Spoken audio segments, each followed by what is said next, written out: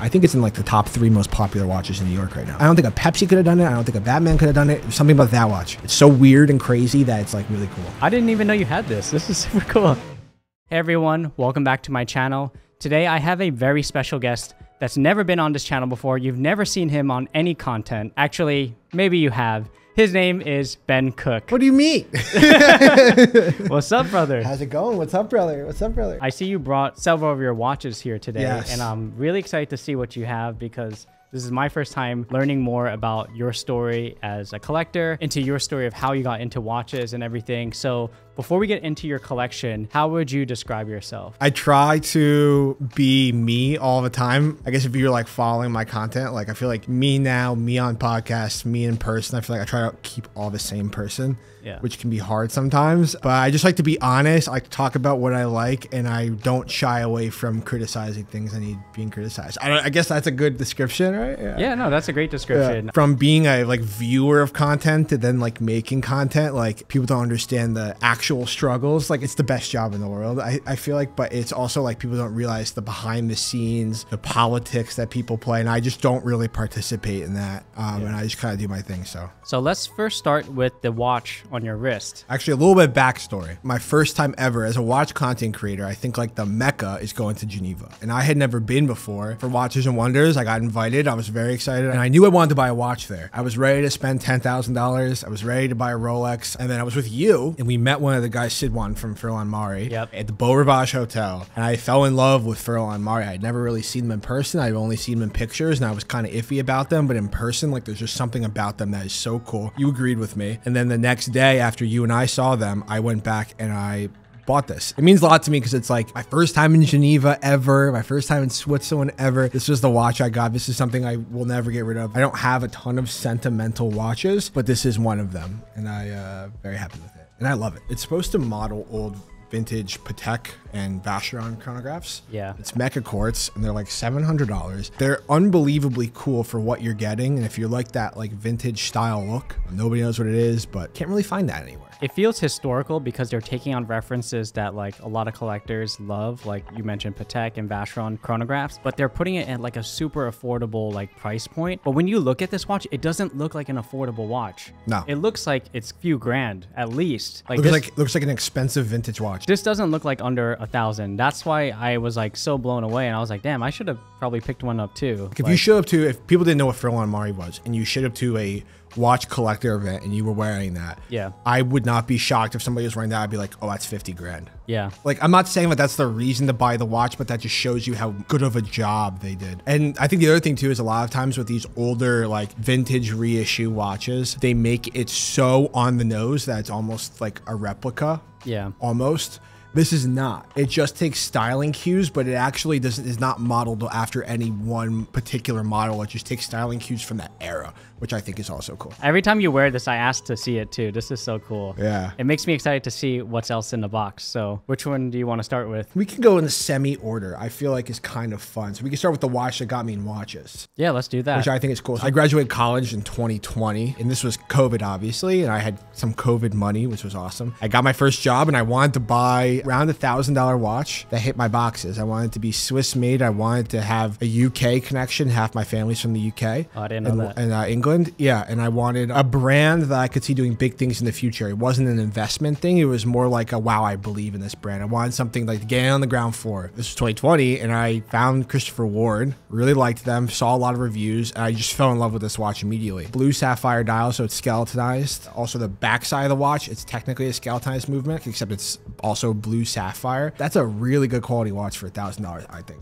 Yeah, the bracelet is definitely one of the best I've seen at this price point. I mean, you even have a micro adjustment in here. That's insane. And that was in 2020. Yeah, like that was there's so many advancements. It makes you always wonder like why some big brands like haven't done a micro adjustment and they charge like 20x. And they not only have this micro adjust, they updated their micro adjust on their bracelet and improved that. Wow. So not only did they make it, they recently improved it. And so I've been tight with that brand because that's my first watch before I started making content. That's one of the ones never gets sold. You actually took really good care of this watch because since it's your first watch, I actually don't see that many wear marks, like just small scratches on the clasp. Like yeah, I think it's just the quality. It's a similar thing like when you own like an Omega or a Rolex or some like proper sports watch. Like I just feel like they get less scratches. I don't know what it is, or maybe it's because I'm babying it, but Yeah, I love it. What made you choose a dive watch as the first watch? I was really new into watches, so I was watching a ton of YouTube. I'm not as much into it anymore, but like specs were a big thing for me. Yeah. And I think this one has 200 meters of water resistance, so that was kind of a big deal for me. This was also during COVID, and at the time I was spending time at my girlfriend's family house on the water, and we were doing a lot of swimming, and I was like, that kind of just fits in what I'm doing. I could wear this every day. That is super cool. They even have easy spring bars. This is insane for $1,000. Like, great first pickup. Yeah, like, it's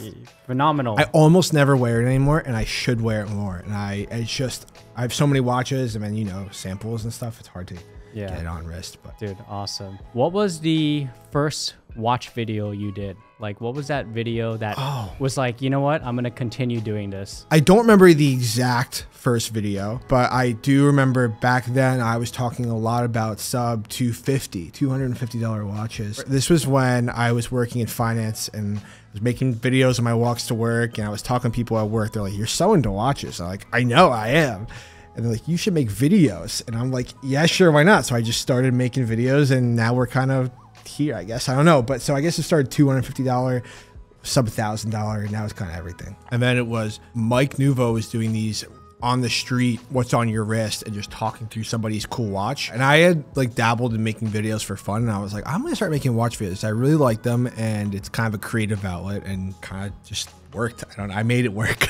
It's crazy. Yeah. I mean, now your pages collectively are like over 500,000, right? Like TikTok, Instagram, Scary, yeah. YouTube. That's insane. So we can go this one. This is my Tudor Submariner. I don't want to say people know I have this watch, but like this is the watch I think people associate me with. Snowflake from 1974. This is 7016. So they made this watch for 5 years. The new Black Bay 68 that Tudor came out with, actually. Yeah. It's based on this watch. Oh, the 68. Okay. 68. The one that's like bigger. Right. Yeah. Except technically, it's supposed to be the Black Bay 69 because that's when they launched it, but you can't call it the Black Bay 69. They should have just done it. I know. That's why I would have been down for that. They were telling me that. I'm like, why didn't you call it that? I would have bought it. So that's technically, it's modeled after this watch, which came out then. They say in the marketing that's when they came up with the design. But cool, it's a ton of Rolex parts on it. Back then, they were making interchangeable parts. So like the crown, the bezel, the bracelet are all correct on a equivalent Rolex Submariner. Just the dial, hands, and movement are Tudor. Everything else is Rolex. It's just a cool piece of history.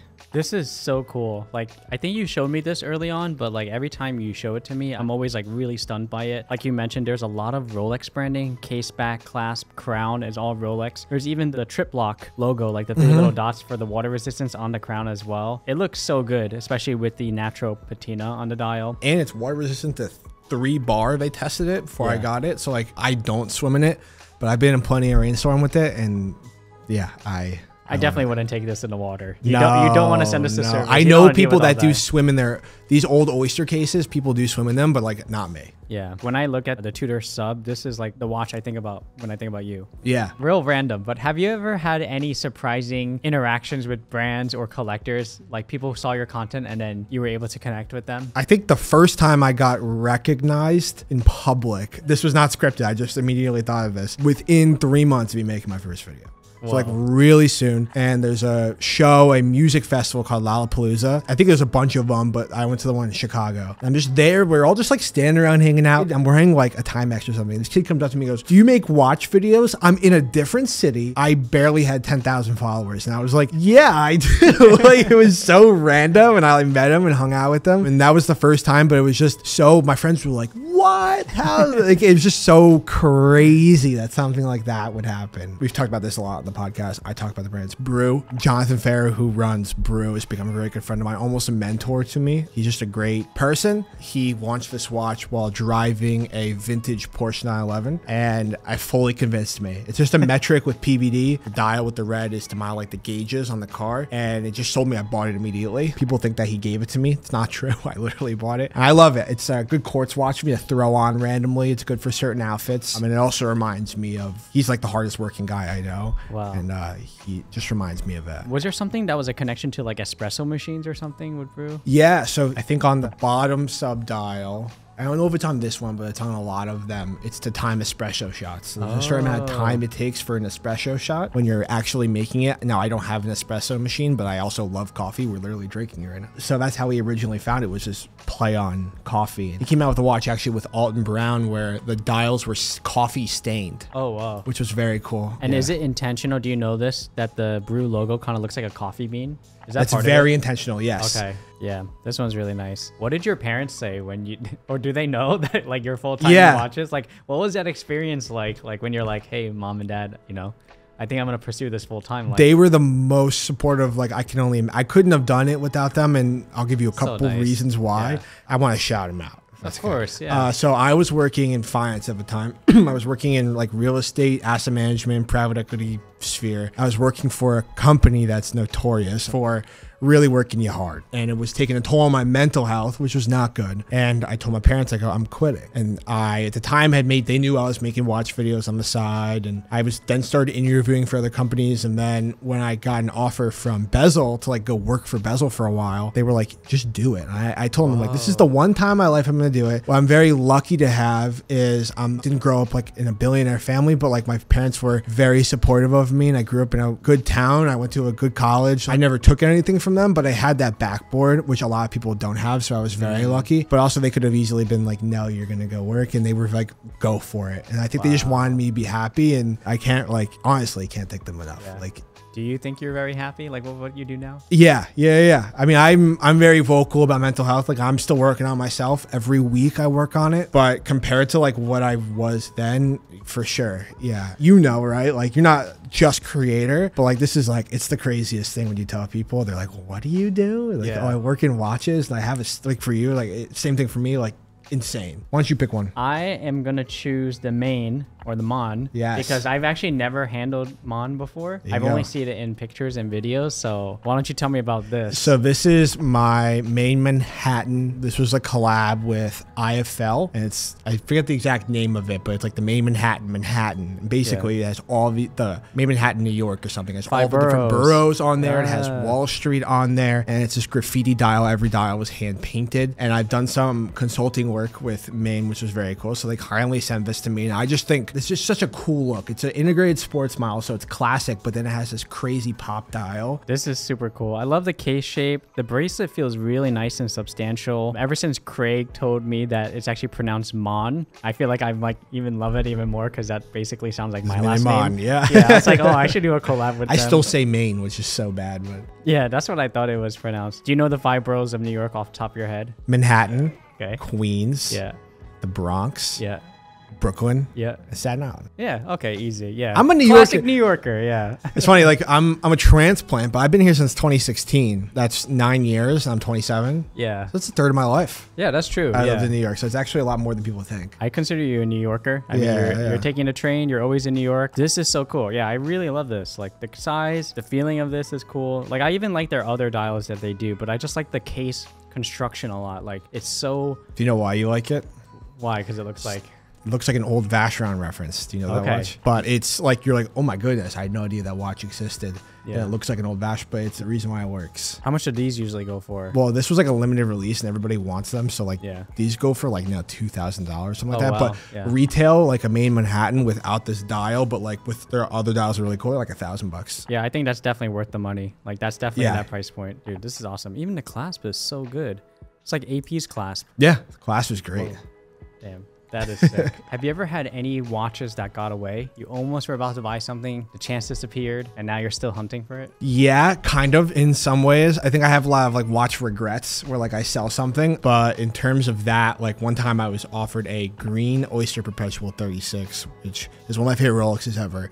And I said no, and that was a big mistake, and I still think about it because I think that it's just so basic plain with the green dial. I think they do so well. I've seen you talk about that watch. I thought you've owned it at some point. And no, I just always think about it. I think about 2 watches from Rolex that I really wanted, and I just got one of them, which we could talk about. But the other one, like, it's just so good. It's just so basic and plain. And so why did you say no at the time when you got offered? It's expensive. I think like my career in watches, I think everybody thinks it's just like followers are going up like crazy. You're making a lot of money. I don't think that that's the case. It's not. Yeah. Like there were times where like I wasn't growing going, but I was making a lot more money. And then it's a harder career. And I think people, so at the time, like I couldn't afford to spend, at the time it was like $6,500. Like I can't afford to spend that. So I didn't. If you asked me now, I probably would go do it immediately, but you go through weird times. So that was honestly the reason. I just couldn't afford it. Wow. But I feel like that's a really common thing in watches that doesn't get talked about a lot. Like these are such expensive things that there are like you probably have a ton of clients that it's just like, oh, I'll go buy that Omega right away. But most people, it's like, it's kind of hard. Yeah, I feel like because we're in the industry and we talk about watches all the time, like it's kind of normalized that certain price points are like, oh, this is beginner watch, even though it's $3,000 or $5,000. Yeah. But it's like, to most people, think of anything else people could buy with that money. It could be like a new bag or like whatever other luxury items or even a trip or somewhere. Yeah. Like anywhere else, that's a lot of money. Like if I think about $3,000 outside of a watch, I'm like, oh man, that's a lot of money. That's like part of rent money literally. right there. But it's also the beauty of saying, like, a lot of collectors do I buy it and I won't sell it. Yeah. Like, these things are expensive, but not that I think that watches are investments. I don't think that. But when you are picking up a watch, it holds some sort of value. When you're going on a trip, you're getting the experience, which is great for $3,000. But also a $3,000 watch, you might be able to sell for $2,000 if you need the money quickly. Like, it's kind of nice. So since you were talking about Rolex, I think it's only natural that we talk about the Rolex Move that to we Rolex. have here. Very controversial Rolex. But this is the Sprite Destro Lefty on Jubilee. This watch is very hated. I wouldn't say it's hated compared to like the Yachtmaster 2, but in Rolex terms, I think a lot of people think it's super ugly. I just love it. And at the end of the day, I don't really care what people think about it. On wrist, I think it's really cool. I wear it on my left wrist, which is technically the quote unquote wrong wrist because it's a lefty watch and I don't really care. I think it looks really cool. I think it's different. And when you look at like my collection, the way it evolves, I used to be the person that wanted something a little bit more understated and not too flashy, but sometimes I'll be honest, like marketing works, I want a little bit of flash. And I feel like this kind of satisfied that for me. It's got the green Rolex. It's the first lefty outside the King Midas from Rolex. And I think it's just unique. The one caveat with this watch I wish it had is I used to own a Rolex Starbucks with the glide lock, and this does not have that. And I didn't realize that when I got it. I'm not the happiest about it. I bought it during the summer, so it's hot now, and like your wrist changes. It's a little it's just like difficult. the Easy Link extension. It's just the easy, yeah. I thought it had glide lock. Other than that, like I love it. It's cool. The bracelet is unbelievable. I'm not usually a flashy guy. Now, when you look at this box, you're like, oh my gosh, look at that orange watch. Like that's there's something about putting a watch on your wrist that's flashy that feels good to you. It's not about other people seeing it. It's just like when I put that on, I'm like, wow, like I feel good about myself. I don't know how this marketing works. Yeah. I don't know what they did to me, but I don't think a Pepsi could have done it. I don't think a Batman could have done it. There's something about that watch. It's so weird and crazy that it's like really cool. I feel like, decades from now, when we look at the Destro GMT Master 2, it's going to like stamp a moment in time of when Rolex was doing things like this. Yeah. And this is going to be like highly collectible in the future. For us now, we're in like the modern era, but like I always think like everything we're looking at now is going to be one day vintage. And like, what do you think will actually be like 50 years from now? Someone's going to be hunting for these. Right. That'd be kind of crazy. So I'm happy with it. I got it at retail, which I was very lucky. I don't really wear it in New York, but I wear it outside New York just because it's flashy, short sleeves. I'm not messing around, but it's been great to me. Yeah, dude, this is such an awesome. If you can see at the top left, you see that nick? Oh, there's a little nick. I've had this watch for 2 months. And my girlfriend's brother, we were like playing around on a trip and he took a rock and threw it at me and it almost hit the crystal and it hit that lug. Oh shit. He was so upset. He was like, he's like 23. He's like, I'm so sorry. I'm like, it's fine. It's just a watch at the end of the day. Like if it cracked, I get it repaired. Yeah. Like it's not breaking the watch. Like if you dropped on the floor and the bezel shattered, that might be a different story. But like, at least you have a good story with that. I have a good story. Yeah. And I always remind him. Now I tease him about it. Yeah, you make him feel bad. It's just fine. Let's talk about that orange one since you mentioned it. Probably I would say in this box right now, it's probably my most worn watch this summer by far. That's my Norqain Wild One Skeleton. I talk about it a lot. I wear it for a couple reasons. One, flash, the orange. The way they sold it to me is the marketing guy for Norqain was like, hey, you want to come check out the watches? I'm like, I've never seen them before, so I might as well give him a fair shot. And I went to go see them and he was wearing this while wearing basically what I'm wearing. Yeah. So like it was so out of place, but it almost looked so cool at the same time with like his blue gingham shirt. I was like, that is so cool. And I was like, can I borrow it for content? He's like, sure. Little did I know, I ended up getting one. Watch was made famous by Mark Wahlberg, you would say. Yeah. He wore the turquoise Tiffany one. Yeah, yeah. I Ash think Wednesday. On Ash Wednesday, Right, yes, like on TV. on Stephen Colbert. I is think that what it is? so. Yeah, I just think what Norqain is doing, a lot of people are like it's overpriced. I think when you actually really handle the watch, there's nothing like this at the price, $6,000 or however much it is. Yeah, ceramic with what is this material? Like It's just rubber. Yeah, that's Rubber, interesting. ceramic, carbon fiber. It's shock resistant to 5,000 Gs. I love golf, so that's part of the You play reason. golf I'm with wearing- this too? Oh yeah, Like driving? You that's what it's made for. Yeah, Oh, it's made for whoa. like, so they originally made it for Stan. I can't say his, but he's a tennis player. His name's Stan. I'm not gonna try to say his last name, but he plays tennis in it. And it's legitimately, it's like RM, and a lot of people don't like Richard Mille. It's like budget Richard Yeah. Mille, where like you could play golf. Now I could obviously play my G-Shock right here, but there's something about it that like I'm a watch guy. I want to wear my watch, and I also wear it swimming. It's water resistant. I've worn it fishing because you could bang it around. I don't have to worry about it. There's a factory. It's called Biwi. They do a lot of the rubber straps for a lot of the big brands, and they also do stuff for Norqain. They also do stuff for Richard Mille. So the strap, the case, and everything is made in the same place that Richard Mille is. Probably not at the same standard, but pretty close. It's controversial. I'm not going to act like it's like everybody's cup of tea, but I love it. I wear it all the time. So Well, I think the that's the only name thing is that matters. very fitting. Wild Ones, you said? Wild One, yeah. And this is one of the brands that also puts their branding on the side of the case.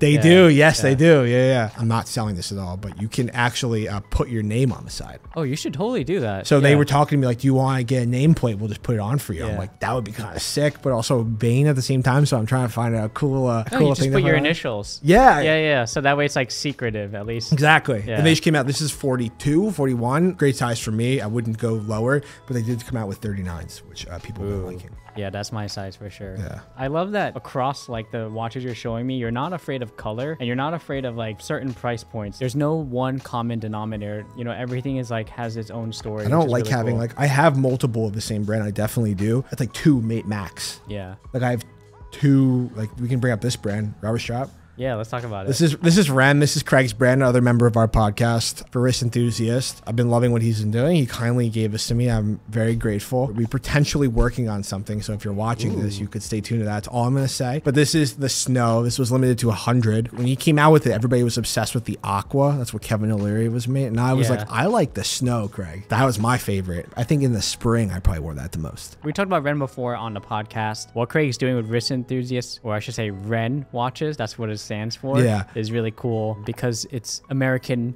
American designed. That's why he puts the feet in water resistance first instead of the meters, which is always like a really cool nod to that. His attention to detail was unbelievable. Yeah. Like when you talk to him he's- about what he did, it's like, I didn't even notice that. Like it's Yep. it's pretty crazy. I know now because we know Craig, like he's very meticulous. is what I'll Very say, like- meticulous. Call me crazy. I'm buying a watch. I want something. That's how the way I feel about Furlan Marri too. You could see that Yeah. they're meticulous. Like every inch, or not inch of that watch, every millimeter, I should say. I really like the Wren bird that he puts on the case back. It's I feel like that embossed, looks yeah. so nice. Great piece for the summer too with the white rubber strap. Right, yeah. I love white watches. I actually don't have a white dial. I I was might gonna as well ask, one yeah, white dial. I haven't seen any white dial. Everything is like a colored I or was just darker. thinking about it Yeah. yesterday. I'm like, I love white dials. And the reason is because Derek very kindly lent me his Santos, which I've been trying out, which I've been loving it. So let's hear your quick review of wearing the Santos review. medium, the Cartier Santos medium. What I did you was think? not expecting to love it. I tried it on once, and I think the only time I tried it on was in your store, and that's when it's not sized for me. Yeah. And it's you just putting it on. It has plastic. The thing about that watch that makes it so good is not the level of watchmaking. The specs are good. I think it's the design, and like the Cartier marketing is just, it works. It goes with everything. Yep.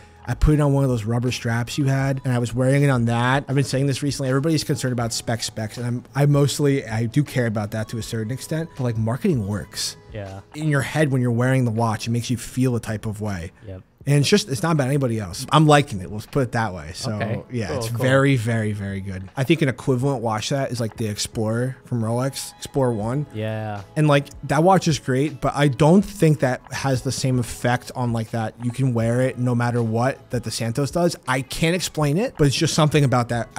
I don't know. I think it's in like the top 3 most popular watches in New York right now. Yeah. It's everyone has one. I would say if you don't count an Apple Watch or a Moon Swatch, it's like the PRX, the Santos, and a Rolex Submariner. Not even at watch events, just out at the bar, there's somebody has a Santos on. Yep. It is crazy to me.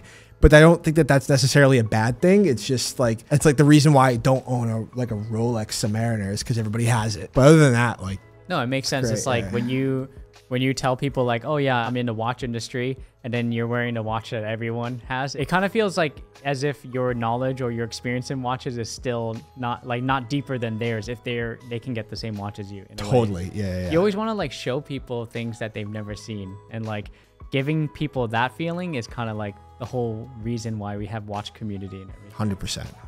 Yeah. Let's take a look at another watch here. This is my Girard Perregaux Laureato. I didn't even know you had this. This is super cool. Not many people know I have it. I wear it though, but this is my watch, and I love the watch. The only problem is in the summer there's no micro adjust. Like even the Rolex, same thing. I haven't been wearing it. The Tudor, I haven't been wearing it. I've been wearing my rubber strap watches almost exclusively because it gets hot out and then it kind of bunges to my wrist. But for the fall, I can't wait to really start wearing this more. The dial's great. I think this watch came out 5 years after the Royal Oak. It's a really cool designed watch. It's the quintessential watch from GP, and I think more people should be paying attention to it, in my opinion. I know that GP also makes the Laureato in a smaller size, like a 38. Yes. That's the one that I love, like if I were to get one. Most people have told me that. This is the size for me. I'm just like a bigger guy, but most people like that copper dial 38 people are obsessed with. This watch for a while during COVID, you couldn't get it at retail. Yeah. It was hard. Now it's easier. I want to know, like, what are some of your hot takes of the industry? I think the Royal Oak is properly rated. Oh, okay. I was like holding my breath there for what you were No, gonna it's say. not overrated. I think, are they expensive? Yep. For sure. Yeah. Are they too expensive? Probably. But there's a reason, like I joke, like all of these watches here are too expensive, but I don't care. I like it that much that it's almost worth that extra price. I think that about Richard Mille. Like a lot of people think they're ugly. People don't. Yeah. Are they worth hundreds of thousands of dollars? Absolutely not. Yeah.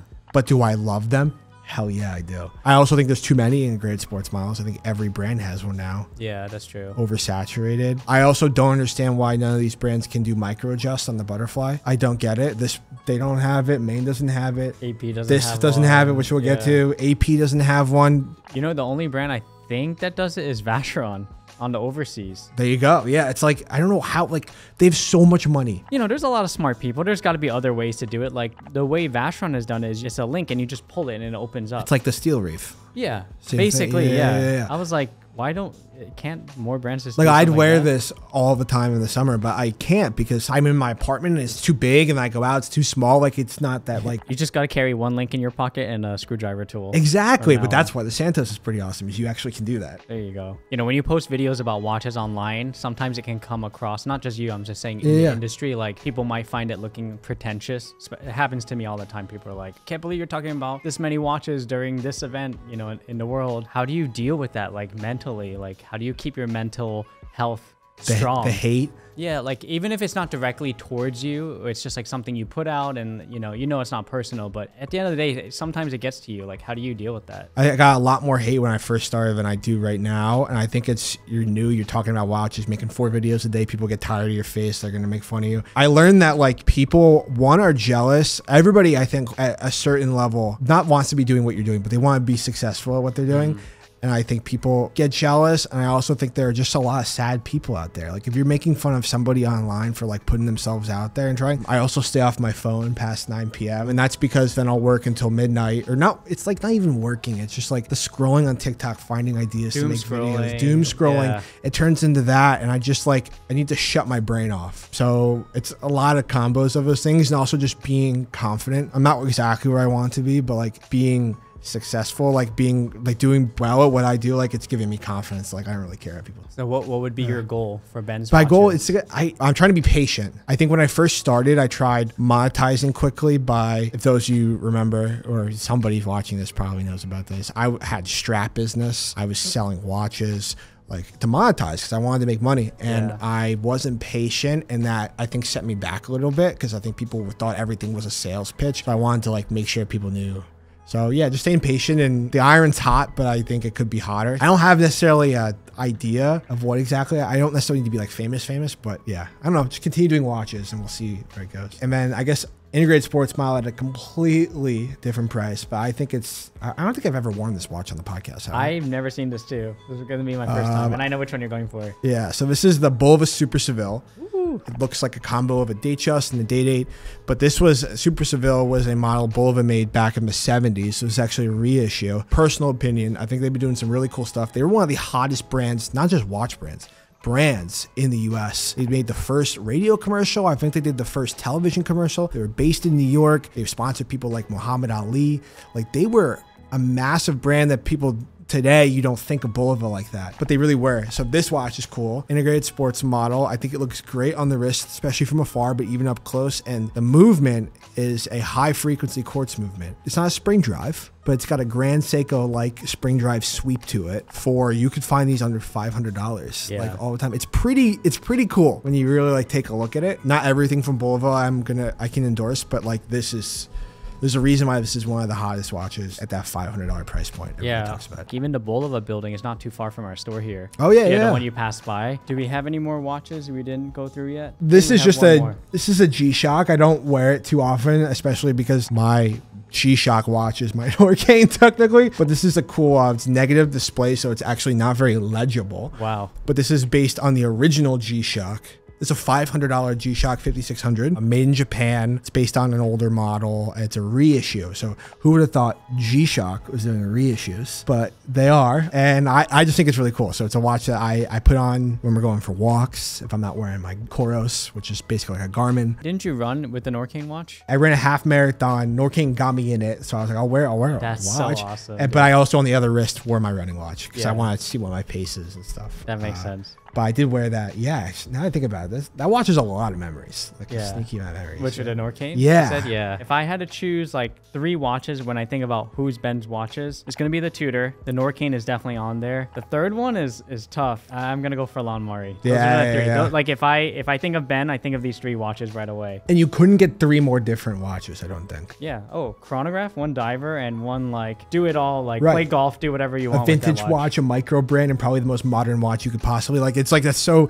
Yeah. But I think that's the beauty. A lot of people they stick in one lane when they're collecting, which I have no problem with. I just like to buy what I like, and I have no method to my madness. Yeah. No, that makes sense. Last question. What is something that you want people to take away when they watch your content? Like what kind of value do you want people to learn or get? One of the goals with my content is I would like to pave the way for people to just be objective. I just think more objectivity in your opinions, and there's a couple YouTubers who do it as well, will benefit the watch industry. And I think in watch marketing, whether it's from a brand or not, there's little tidbits that like don't get shown that I like to show, trying to bring stuff that you might not hear from other places. That's awesome. Yeah. You know who's really good at that, by the way? Quick shout out to Teddy. Oh, Teddy's the king of that. He just finds these tidbits, and he's like an encyclopedia. So I've kind of learned that from him in a way. Ben, thanks so much for coming on to show me your collection. Yeah, thank you for having me. Yeah, this is awesome. Dude, I think if we were to sit down again in 1 year and talk, things would be different. I think that the trajectory that you're going, that you're on the right path, and like, you know, you're just going to find success will find you, I'm going to say. Thank you. Yeah, I have no idea where this is going. Like if you told me in a year from now, I'd be like, I have no idea what's going to happen. All right, so let's watch this in 1 year from now. now. Watch this from 1 year. We'll do a 1 year update. Yeah.